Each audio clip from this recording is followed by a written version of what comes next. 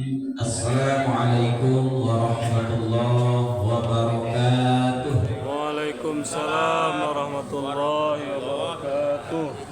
Alhamdulillah, alhamdulillahi rabbil alamin, wassalatu wassalamu ala asrafil anbiya'i wal mursalin wa ala alihi washabihi wa rasulillahi ajma'in.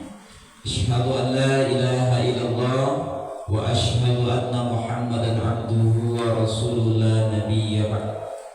Bapak-bapak, ibu-ibu, jemaah subuh mubarakah yang sangat dibanggakan oleh Allah Subhanahu wa taala. Pertama dan utama sekali, marilah kita mengucapkan puja beserta puji syukur kehadirat Allah yang mana pada subuh ini kembali kita dapat hadir, dapat melangkahkan kaki kita dan mengayunkan tangan kita menuju masjid yang sama-sama kita cintai ini. Alhamdulillah, nikmat demi nikmat ini terus diberikan oleh Allah Subhanahu wa taala. Maka daripada itu, tugas kita sebagai umat, sebagai orang yang sudah dikasih nikmat, maka daripada itu mari terus kita bersyukur atas nikmat-nikmat yang sudah diberikan oleh Allah Subhanahu wa taala, sehingga nikmat yang diberikan oleh Allah Subhanahu wa taala itu sehingga bertambah terus dan sehingga menjadi berkah dalam kehidupan kita sehari-hari. Amin ya rabbal alamin. Amin. Salawat dan salamnya kita untukkan buat baginda Rasulullah sallallahu alaihi wasallam dengan lafaz Allahumma salli ala Muhammad wa ala ali Muhammad. Baiklah Bapak, Ibu-ibu, jemaah subuh mubarakah yang dimuliakan Allah. Tentu saja kita masuk ke acara kita pada subuh hari ini, yaitu tausiah yang akan disampaikan oleh Ustaz kita, yaitu Ustaz Haji Amir Wakil. Langsung saja pada Ustaz kita persilakan.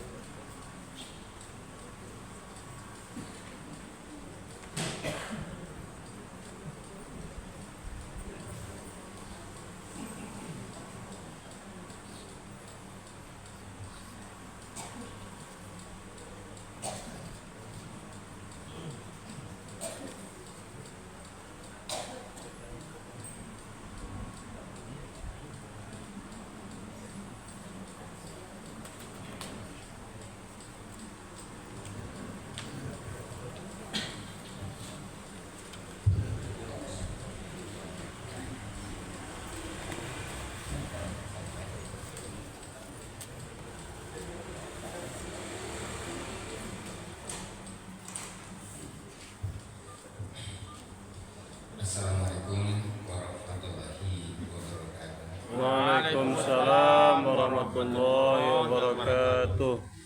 Bismillahirrahmanirrahim. Alhamdulillahirabbil alamin. Allahumma shalli ala Muhammad wa ala ali Muhammad. Bapak Muslim Ibrahim yang hormati, Bapak-bapak, Ibu-ibu yang sholat subuh Allah. Syukur alhamdulillah, salawat dan salam kepada Rasulullah sallallahu alaihi wasallam. Diulang selang lain kami di Bangkaulu, diulang selang lain penyambung pengajian minggu yang lalu. Ya kayak sama. Yo. Harus sama, harus tahu ujungnya. Sampai di mana begitu? Hilang ujungnya. Nah, itu apa pengajian? Jadi tingkat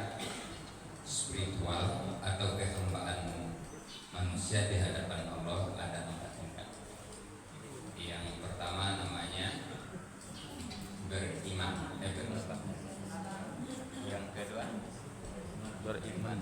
Yang ketiga, yang keempat berserah diri. Nanti berserah diri ke garis miringnya tuh persamaannya bertawakal. Persamaan jelai redo. Jadi berserah diri, bertawakal, redo itu sama. Nah, ujungnya tuh yang tertinggi itu harus sampai tingkat berserah diri. Nah, pada itu kita ulang mengkaji dari beriman kepada bertakwa. Kembali kita kaji, mana banyak orang beriman pada berislam? Banyak berislam. Berarti orang berislam belum tentu beriman. Orang beriman belum tentu bertakwa. Orang bertakwa belum tentu berserah diri. Nah, semakin ke ujung semakin seketik karena itu nilai yang tertinggi. Nah, kemarin sudah kita kaji dari beriman kepada bertakwa, dari berislam kepada beriman. Nanti kita kaji. Beriman kepada bertakwa diberikan beberapa ibadah yang dengan ibadah itu didasari dengan iman mengantarkannya kepada takwa. Salah satunya yang kita kaji apa kemarin itu, yaitunya rangkaian ibadah sejak dari bulan Ramadan sampai ke Hijjah. Sebetulnya nanti kita mengkaji itu sejak dari bulan Rajab sampai bulan Hijjah. Di bulan Ramadan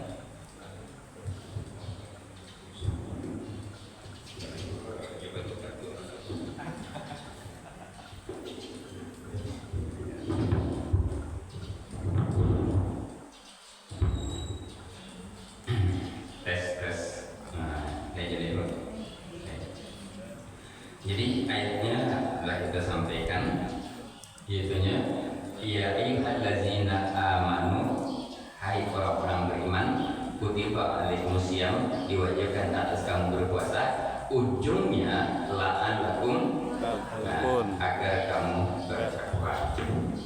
Nah, takwa itu pun kita kaji dulu pertama itu. Ada 3 kegunaan takwa yang kita jelaskan, sebetulnya ada sekitar 15. 3 pertama. Apa saja itu yang 3 itu pertama? Apa? Guna takwa pertama itu? Karena ada 3 itu. Lupa. Ya lupa. Wajar lupa. Karena rumusnya itu memang itu. Pasanya jalan. Tempuh. Kapalnya gaji. Diulang.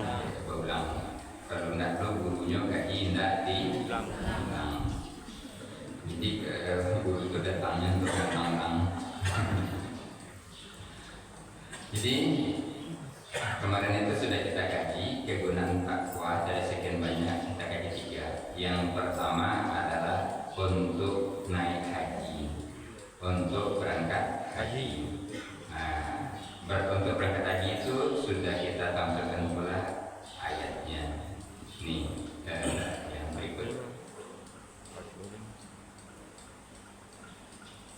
Nih. Al-Hajju Ashurun Ma'lumat. Musim haji adalah beberapa bulan yang dimaklumi. Siapa yang menetapkannya dalam bulan itu akan mengerjakan haji, maka tidak boleh rofas, berbuat fasik dan berbantah-bantahan di dalam masa mengerjakan haji. Lalu, dan apa yang kamu kerjakan berupa kebaikan, niscaya Allah mengetahuinya. Berbekallah untuk melaksanakan haji itu, dan sesungguhnya sebaik-baik bekal adalah takwa. Jadi berbekal untuk pergi haji itu sebaik-baik bekal takwa. Nah, cuma orang pergi haji biasanya bekal yang dicek itu apa? Nah, pakaian apa lain? Sama pakaian sama apa yang dicek? Pipi, kesehatan kan itu. Nah, takwa apa lagi baca? Nah, dalam apa itu yang paling apa itu? Yang paling diperlukan. Jadi takwa yang didapat di bulan Ramadan jaga, pelihara baik-baik, kalau perlu bertahun-tahun pelihara takwa itu, lalu modalkan untuk jadi takwa. Jadi untuk berangkat haji. Lalu nanti itu yang akan menaikkan kepada berserah diri itu di berangkat haji, pelaksanaan haji melatih orang itu untuk naik spiritualnya itu dari bertakwa kepada berserah diri. Jadi dari beriman kepada takwa itu melalui puasa tadi. Lalu setelah dapat takwa itu modalkan untuk pergi haji. Kabarnya kemana jamaah ini jadi berkah. Sudah jadi. Kok hajinya sudah sampai. Kalau tidak jadi coba ke ketuanya sampai besok ke. Nah, banyak lama sampai. Nah. Apa mau yang patang dulu, mau yang patang, karena kaji itu memang seperti itu nampaknya. Yang kedua untuk agunannya patang, untuk korban itu di dalam ayatnya dikatakan itu, nih.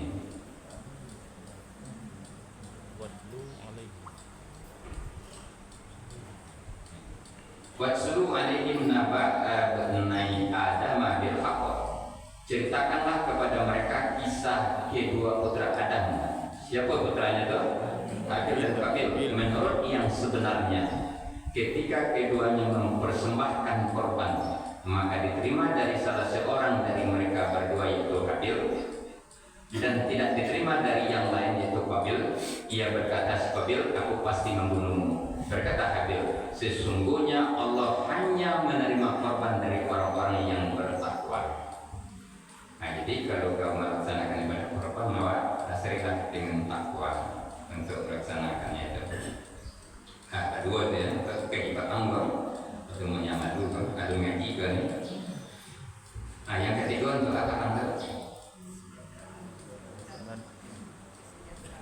Orang yang mengkorbankan dirinya untuk mencari ridha Allah. Ya, suara sampai singgung baca itu suruhnya. Orang-orang yang jawabannya itu mungkin itu cuma dia tak sampai singgung. Orang-orang yang mengorbankan dirinya untuk mencari keridhaan Allah. Ya itu apa yang hasil dari kurban tadi. Kalau kurban itu hanya sekali setahun, tapi kurban itu sebenarnya bagaimana setiap hari, setiap saat. Siapa yang mengorbankan dirinya untuk mencari keridhaan Allah, itu hasil daripada pelatihan berkorban itu harus muncul itu setiap hari. Yang ketiga adalah jika kita ingin membangun mulai dari kampung-kampung RT, mulai dari desa, kelurahan, kenegarian, kabupaten, kota, provinsi atau bahkan bangsa ini makmur sejahtera, itu penduduknya harus beriman bertakwa.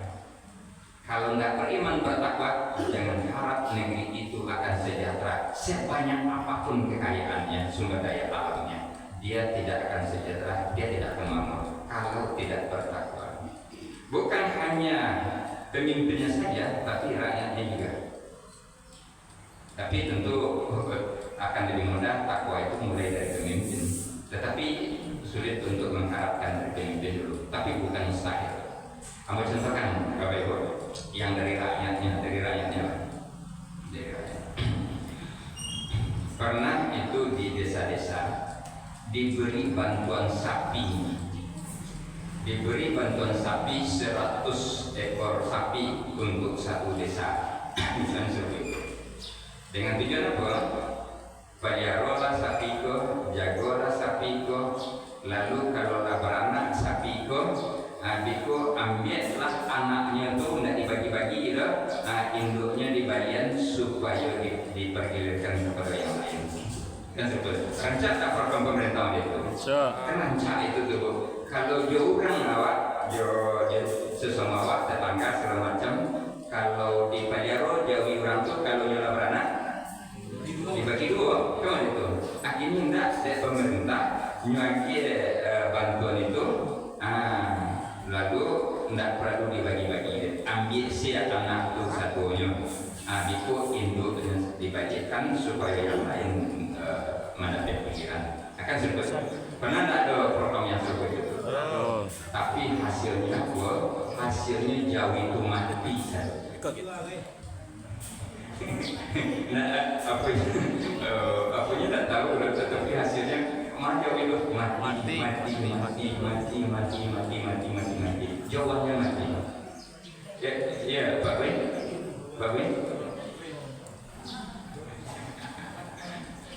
Jadi apa ini masalahnya?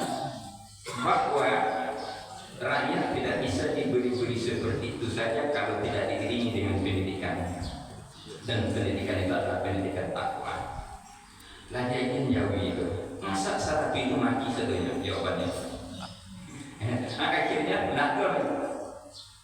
Itu banyak yang seperti itu. Dulu ada itu awal membuat apa itu bank kecil itu, namanya bank kecil itu dulu yang saya pernah BPR ya, BPR pada begitu ke BPR. Sahabat itu Baitul Mal kecil-kecil itu tahun 90-an ada itu Baitul Mal Watamil di masjid di apa caranya karena hanya bagi bantuan tapi tidak memberikan pendidikan. Apa yang terjadi? Sudah disediakan dana itu pedagang-pedagang kecil di pasar itu biasanya dia rentenir yang pinjam PT misalnya 100.000 kemudian nyobain menjadi beko menjadi 120 atau menjadi 140 karena dicicil itu. Nah balik PT itu karena orang tegas semuanya kan. Akhirnya dia bantuan 100.000 balik PT itu secara diansur dan tidak dibayar pokoknya kan, tidak dilebihkan kan. Banyak bermasalah dan balik PT itu. Ada tidak balik itu? Makanya apa membuat apa kan? Itu untuk memuji ketakwaan itu harus kita uji apa. Dulu kamu contohkan nasi anak contohnya itu seperti itu. Kini awak minjam ke bank 10 juta minjam ke bank diansur 10 bulan. Nah yang 10 bulan barangkali membayarnya dulu sebulan 1 juta 100. 10 bulan itu bayarnya sekalian 1 juta 100. Nah kini minjam ke tetangga 10 juta aja tapi membayarnya 20 kali dan tak ada bunganya 20 kali. Barangkali barang membayar sekali bayar 500.000 sekali bayar. Kalau kapang tadi 1 juta 100. Nah kalau kapang 1 juta 100 ke tetangga ke sana 500. Nah aman lancar pembayarannya. Mama kok kapang itu 1 juta 100 sebulan, kok 500? Mama kok kapang itu lancar? Perlu kok bunga itu, kadang baginya kok lancar ke situ.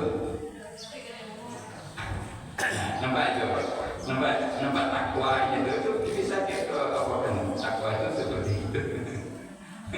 Lancar ke bank kan? Pada itu bunga itu, aku ikut ke tetangga ke sana. Kamu tidak lancar, padahal 500.000 sapu itu sebulan itu, tidak lancar itu. Nah, jadi nampak ada permasalahan itu.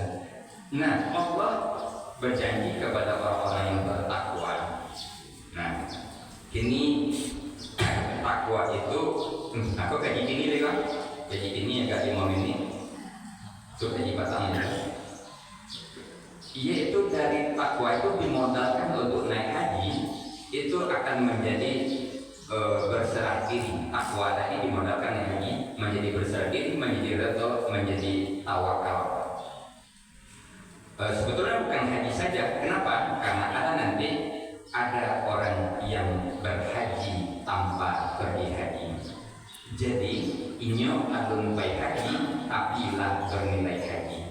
Alun pai haji sudah bernilai haji. Bahkan kalau nyampai tentu lebih lagi. Dan ada orang yang sudah pergi kembali dari haji tapi belum lagi bernilai haji. Ada tak keduanya tu? Nya alun pai tapi lah bernilai haji. Atau orang lah pulang haji tapi alun bernilai.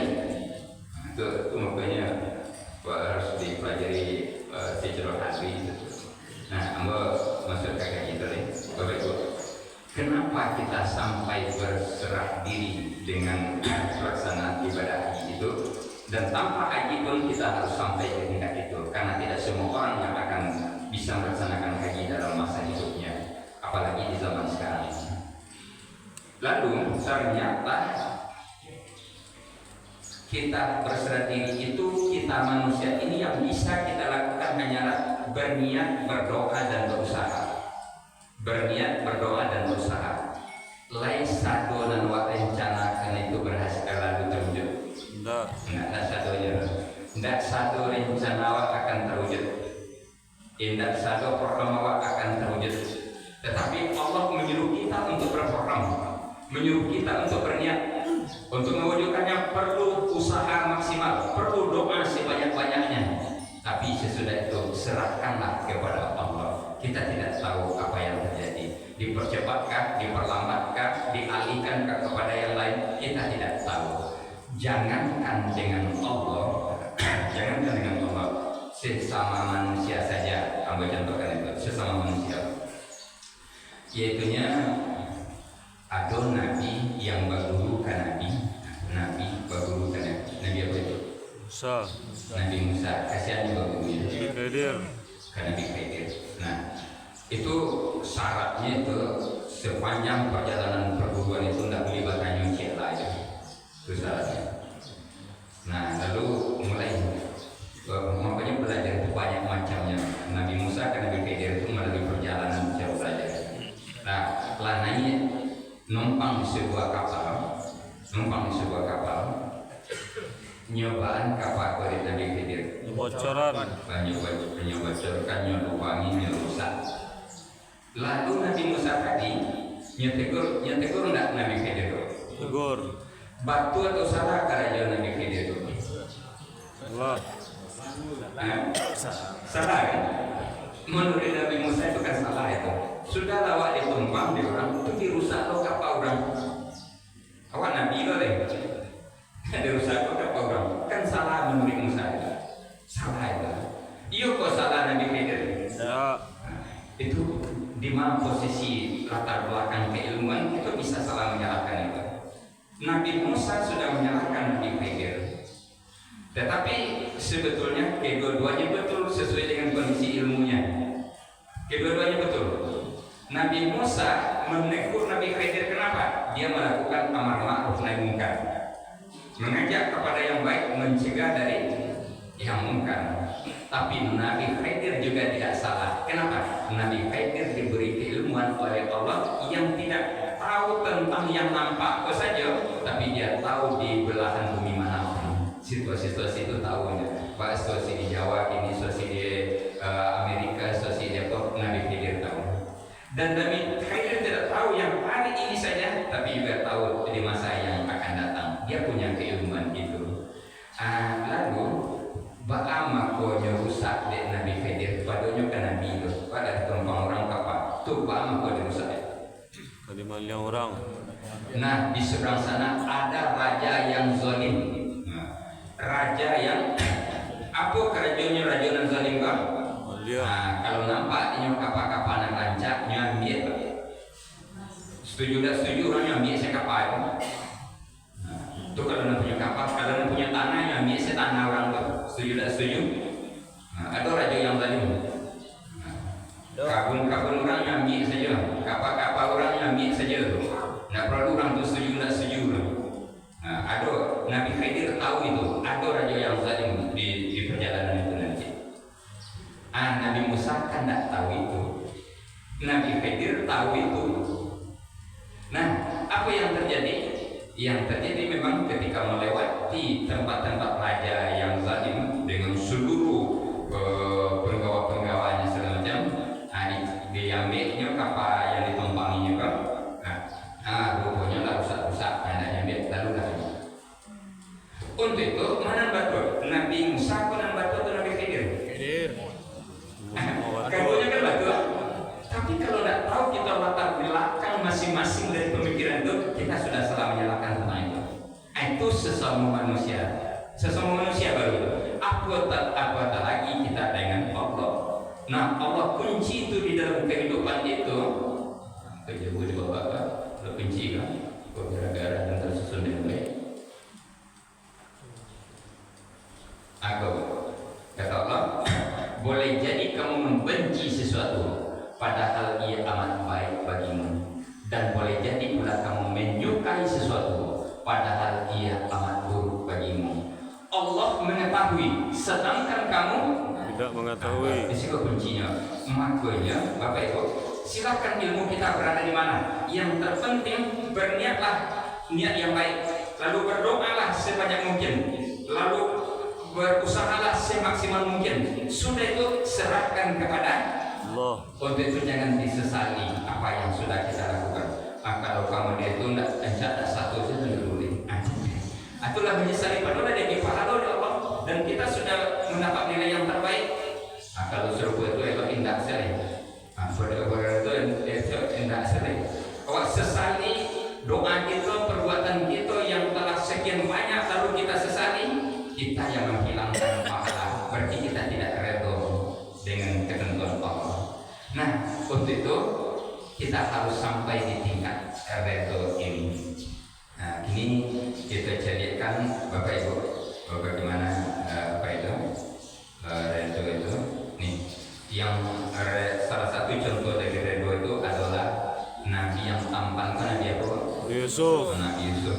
Nabi Yusuf itu ada berita hangat insiden di kerajaan itu sehingga Nabi Yusuf itu diperkarakan sampai disidangkan. Nabi Yusuf itu sampai disidangkan. Begitu disidangkan, dibawa ke pengadilan, dibawa ke MK. Nabi Yusuf sampai ke MK. Dibawa di situ didatangkan saksi ahli. Saya ayatnya dan buat masukkan sih di surat Yusuf itu. Lalu berkatalah saksi ahli. Apa kecil saksi ahli? Kecil saksi ahli apa? Kalau baju Yusuf robeknya di depan, berarti yang salah Yusuf. Tapi kalau baju Yusuf robek di belakang, berarti yang salah Zulaikha. Yusuf tidak salah. Nah, dicarilah di CCTV. Baju mana yang pakai yang itu tuh? Rupanya baju Yusuf itu robek di belakang. Berarti tidak Yusuf yang salah. Itu dia sudah betul-betul tidak salah dan sudah diperkarakan, sudah ada saksi ahli, apalagi buktinya. Tetapi untuk menjaga wibawa istana dan dipenjarakan tetap Yusuf.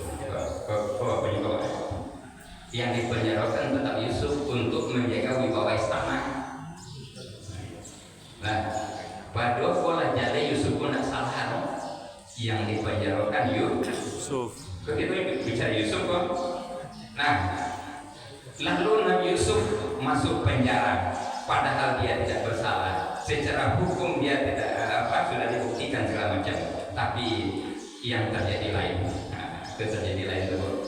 Kalau Winda itu kan bisa ngamuk-ngamuk ya. Tapi Yusuf itu sampai di tingkat bersalah. Apa kata Yusuf? Wahai Tuhanku, penjara lebih aku sukai daripada memenuhi ayatan mereka kepadaku. Tapi ucapanku dulu setelah dihukum untuk masuk penjara. Tapi sebelum itu Nabi Yusuf berbuat yang sebaik-baiknya, berdoa dengan sebaik-baiknya, berusaha dengan sebaik-baiknya, dan dia tidak bersalah. Tapi keputusan hukum berbicara lain. Masalahnya kalau lalu Nabi Yusuf masuk penjara. Lalu Nabi Yusuf kan menerima itu. Apa yang dimaksud dengan berserah diri? Dia tidak sesuai dengan keinginan kita, tidak sesuai dengan apa kita. Lalu itu yang terjadi. Nabi Yusuf tiba di tingkat berserah diri. Lalu apa yang terjadi? Nah, kalau kita tidak tahu yang terjadi sesudah itu, kadang lagi banyak itu kita baru tahu. Apa yang terjadi? Rupanya raja mimpi. Apa mimpinya? 7 ekor sapi yang gemuk-gemuk dimakan oleh 7 ekor sapi yang kurus-kurus. 7 ekor sapi yang gemuk-gemuk dimakan oleh 7 ekor sapi yang kurus-kurus. Ti rajo dak sampai semenit, tapi 3 bulan rajo ko nak lalu ngamikian. Alah maknanya. Nyobo ka pusadanya ke Kalimujung ka iko menterinya, nak do surang jo yang bisa. Ya pikir-pikir. Rupanya ada yang keluar dari penjara, mengetahui rajo sedang pikir-pikir itu, menghadapnya. Pak Rajo, balik mana-mana Pak Rajo kan? Kamu mimpi aku. Pagi apa ke Rajo itu? Paduka.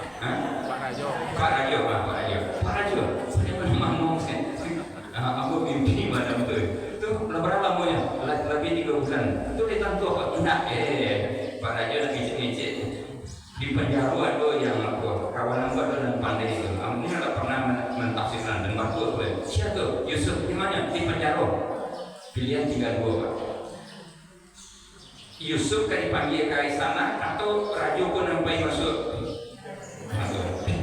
Tinggal 2 lagi. Nah akhirnya dipanggil Yusuf, raja yang manggil untuk keduanya. Dikecillah ke Yusuf. Apa kata Yusuf? Iko mengapa yang banyak Pak Raja maksudnya? Iko makasihnya akan datang 7 tahun masa yang subur makmur. Segala sesuatu itu tanaman apa itu menghasilkan melimpah ruah itu. Sudah itu akan datang 7 tahun masa paceklik, panen berkepanjangan, lalu itu tidak berbuah, itu tidak menghasilkan segala macam. Itu yang terjadi. Nah, tuh makasihnya apa tuh Yusuf? Artinya kalau tak pandai awak mengatur ekonomi dalam 7 tahun masuk yang apa kok, nanti akan kelaparan di 7 tahun yang akan datang. Oh itu. Nah sudah itu dia tawarkan ke menterinya, siapa bisa mengatur ekonomi untuk menjaga di 7 tahun pertama itu ekonomi, supaya 7 tahun yang akan datang kita bisa tidak kelaparan. Iya, rapi kabinet itu Pak. Indah ada menterinya yang bisa menjamin surang alanya. Karena menterinya dari partai saya sadoi. Ada yang profesional. Jadi tidak bisa dia membanggakan. Oh iya, itu tidak bisa ya. Silakan. Nah, lalu apa yang terjadi? Nah, yang terjadi Tapasul Raja Joko mananya ke Yusuf. Kalau kamu bisa nggak Yusuf untuk mengatur? Insya Allah dengan izin Allah bisa. Kalau gitu kamu saja lah jadi menteri ini, kamu yang ngatur. Mah bisa Pak Raja. Kamu boleh bisa. Kamu kan dalam penjara. Nah itu Pak acara micik itu. Udah nambah masuk ke penjara, boleh bisa untuk mampu acara juga. Nah akhirnya aja dipikir-pikir penjara tukang itu. Ambil jabatan jadi menteri itu atur kelola. Memang dia atur itu Pak. Sehingga di waktu paceklik, di waktu 7 tahun yang akan datang, kemampuan ekonomi Mesir waktu itu bukan hanya mampu menanggulangi Mesir saja, tapi mampu menanggulangi sampai ke Syria, sampai ke Palestina, sampai daerah-daerah di sekitar. Pada masa paceklik 7 tahun bisa diatasi. Bukan hanya untuk Mesir. Betapa hebatnya Nabi Yusuf, padahal tidak ada sekolah ekonomi, tidak ada sekolah hukum, tidak ada sekolah apa-apa, tetapi mampu dia seperti itu. Nah, itu Allah mengajari kepada orang bertakwa itu seperti itu. Nah, Bapak Ibu yang saya hormati, aku buktinya pada sampai ke Palestina dari Mesir itu pada jauh itu bisa sampai, yaitu ketika keluarga Yusuf ditimpa paceklik ini, ditimpa apa ini, sampai situ.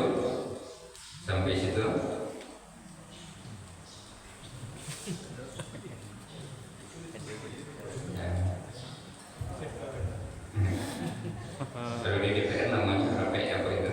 RP komisi. Tambah kelompok-kelompok. Jadi Bapak Ibu yang saya hormati, jadi waktu itu kan disuruh Pailah kabarnya ada di Mesir yang baik punya itu orang-orang janji itu berdatanganlah adik-adik dari Nabi Yusuf itu ke Mesir supaya minta kabur. Diberi padahal itu dari Palestina pada jauhnya itu Pak, dan negara-negara sekitar pun diberi. Lalu Yusuf tahu bahwa itu adik-adiknya, kakak-kakaknya, kakak tahunya itu. Aku dan mama seorang gosok sumur dulu, aku adik Ambo Bunyamin. Ini politiki, dia Yusufnya politiki. yang masuk timbangannya ke dalam kantong Benyamin. Lalu Yusuf pura-pura kehilangan timbangan aku hilang preso sedonya siapa aku beko tapi sudah ditinggal sekolah preso bosulah dalam kantong Benyamin. Yusuf tahu baru kedua adiknya Benyamin tidak tahu, kakak-kakaknya pun tidak tahu. Akhirnya itulah pada akhirnya bertemulah Yusuf yang sudah terpisah sekian tahun oleh ulah kakak-kakaknya, dimasukkan dia ke dalam sumur sampai dia jadi menteri, kemudian jadi raja, kemudian dia bisa bertemu dengan orang tuanya. Jadi Bapak Ibu yang saya hormati, kita tidak tahu perjalanan itu. Ternyata Nabi Yusuf oleh Allah secara takdir dia sudah berbuat kok masuk juga ke dalam penjara. Ternyata penjara itu bagi Yusuf adalah tangga untuk menjadi menteri yang kemudian jadi raja. Jadi kalau jadi menteri jadi raja masuklah dulu ke dalam. Ini mana banyak orang masuk penjara dulu jadi menteri atau jadi menteri dulu? Itu masalahnya. Nah, yang kaji itu bukan itu, tetapi kaji itu adalah menaikkan dari takwa kepada ridho. Nah, haji itu mengajarkan banyak hal tentang itu sebetulnya. Jadi Bapak Ibu yang saya hormati, aku dulu menganggap itu ucapan itu adalah ucapan anak-anak TPA. Ucapan anak TPA, karena anak TPA sih nan tatangga mengatakan itu. Ternyata itu adalah harus kita ucapkan 3 kali subuh, 3 kali sore sebaiknya. Apa itu? Raditu billahi rabban wa bil islami. Ada enggak seperti itu? Wa bil Muhammadin nabiyya wa rasulah. Kan ada itu. Apa itu artinya? Raditu billahi rabban. Aku redha Allah Tuhan. Konsekuensinya apa? Kalau redha Allah Tuhanku, kita redha dengan aturan-aturannya, dengan keputusan-keputusannya, dengan takdir-takdirnya yang berlaku kepada kita. Kerja kita hanya 4. Yang pertama berniatlah niat yang baik, yang kedua berdoalah, yang ketiga berusaha semaksimal mungkin, lalu sesudah itu serahkan kepada Allah. Kita tidak akan stres, kita tidak akan apa jadinya karena sudah diserahkan kepada Allah. Panjang jadinya Pak. Minta maaf Pak. Itu saja. Assalamualaikum warahmatullahi wabarakatuh. Waalaikumsalam warahmatullahi wabarakatuh.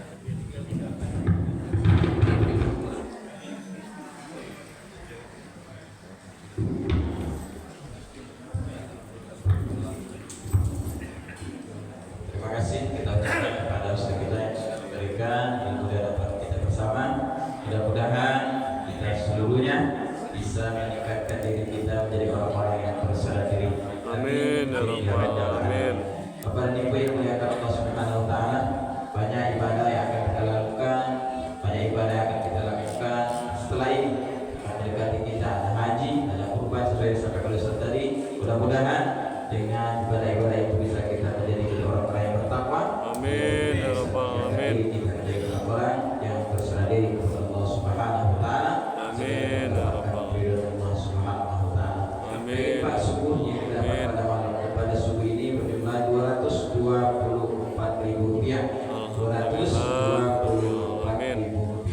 Alhamdulillah untuk anak kita pada subuh ini yaitu disiapkan oleh Ibu Haji Anwar. Alhamdulillah. Mudah-mudahan anak yang disiapkan oleh beliau pada hari ini mudah-mudahan berkati Allah Subhanahu wa taala. Kemudian pada Ibu insyaallah maghrib nanti dan maghrib besok kita akan lanjutkan pelajaran tahsin. Silakan bagi Bapak dan Ibu yang ingin mengikuti pelajaran tahsin kita silakan hadir sudah maghrib nanti dan sudah maghrib besok. Mungkin itu yang bisa kita sampaikan. Lebih kurang kita mohon maaf. Wabillahi taufiq wal hidayah. Assalamualaikum warahmatullahi wabarakatuh. Waalaikumsalam warahmatullahi wabarakatuh.